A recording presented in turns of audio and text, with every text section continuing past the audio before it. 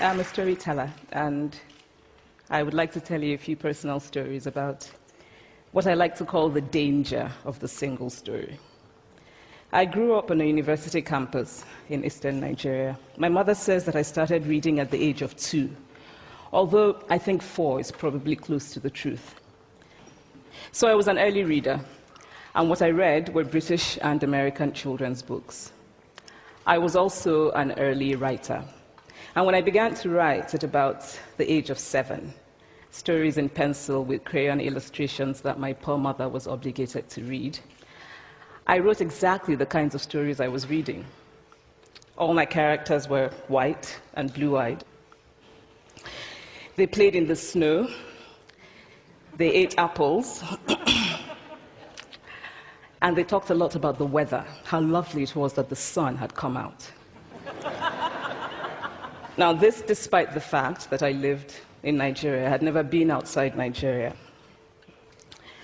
We didn't have snow. We ate mangoes. And we never talked about the weather because there was no need to. What this demonstrates, I think, is how impressionable and vulnerable we are in the face of a story, particularly as children. Because all I had read were books in which characters were foreign, I had become convinced that books, by their very nature, had to have foreigners in them, and had to be about things with which I could not personally identify. Now, things changed when I discovered African books. There weren't many of them available, and they weren't quite as easy to find as the foreign books, but because of writers like Chinua Achebe and Kamara, I went through a mental shift in my perception of literature. I realized that people like me, girls with skin the color of chocolate, whose kinky hair could not form ponytails, could also exist in literature. I started to write about things I recognized. Now, I loved those American and British books I read. They stirred my imagination. They opened up new worlds for me. But the unintended consequence was that I did not know that people like me could exist in literature. So what the discovery of African writers did for me was this. It saved me from having a single story of what books are. I come from a conventional middle-class Nigerian family. My father was a professor. My mother was an administrator. And so we had, as was the norm, live-in domestic help who would often come from nearby rural villages. So the year I turned 8, we got a new houseboy. His name was Fide. The only thing my mother told us about him was that his family was very poor. My mother sent yams and rice and our old clothes to his family. Then one Saturday, we went to his village to visit. And his mother showed us a beautifully patterned basket made of dyed raffia that his brother had made. I was startled. It had not occurred to me that anybody in his family could actually make something. All I had heard about them was how poor they were, so that it had become impossible for me to see them as anything else but poor. Their poverty was my single story of them. Years later, I thought about this when I left Nigeria to go to university in the United States. I was 19. My American roommate was shocked by me. She asked where I had learned to speak English so well, and was confused when I said that Nigeria happened to have English as its official language. What struck me was this: she had felt sorry for me even before she saw me. Her default position toward me, as an African, was a kind of patronizing, well-meaning pity. My roommate had a single story of Africa, a single story of catastrophe.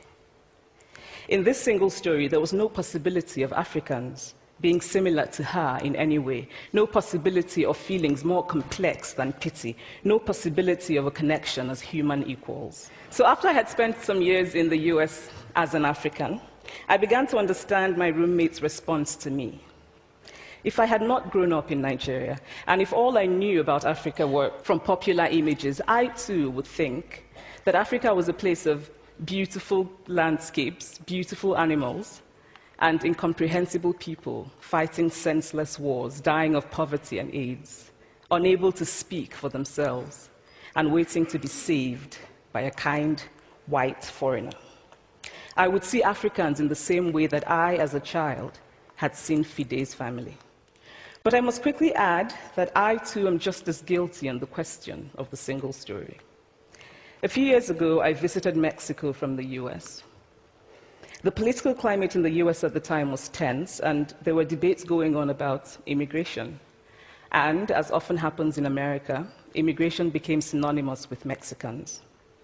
There were endless stories of Mexicans as people who were fleecing the healthcare system, sneaking across the border, being arrested at the border, that sort of thing. I remember walking around on my first day in Guadalajara, watching the people going to work, rolling up tortillas in the marketplace, smoking, laughing. I remember first feeling slight surprise, and then I was overwhelmed with shame. I realized that I had been so immersed in the media coverage of Mexicans that they had become one thing in my mind, the abject immigrant.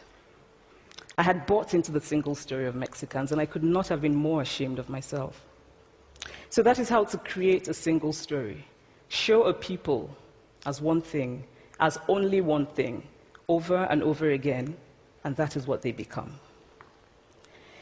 I recently spoke at a university where a student told me that it was such a shame that Nigerian men were physical abusers like the father character in my novel.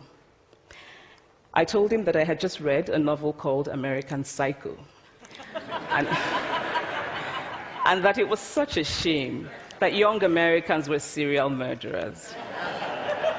Now, obviously, I said this in a fit of mild irritation, but it would never have occurred to me to think that just because I had read a novel in which a character was a serial killer, that he was somehow representative of all Americans. And now, this is not because I'm a better person than that student, but because of America's cultural and economic power, I had many stories of America. I had read Thailand, Updike, and Steinbeck, and Gateskill. I did not have a single story of America. When I learned some years ago that writers were expected to have had really unhappy childhoods to be successful, I began to think about how I could invent horrible things my parents had done to me. But the truth is that I had a very happy childhood, full of laughter and love, in a very close-knit family. But I also had grandfathers who died in refugee camps. My cousin, Polly, died because he could not get adequate health care. One of my closest friends, Ukuloma, died in a plane crash because our fire trucks did not have water. I grew up under repressive military governments that devalued education so that sometimes my parents were not paid their salaries. And so as a child, I saw jam disappear from the breakfast table. Then margarine disappeared. Then bread became too expensive. Then milk became rationed. And most of all, a kind of normalized political fear invaded our lives. All of these stories make me who I am. But to insist on only these negative stories is to flatten my experience and to overlook the many other stories that formed me. The single story creates stereotypes, and the problem with stereotypes is not that they are untrue, but that they are incomplete.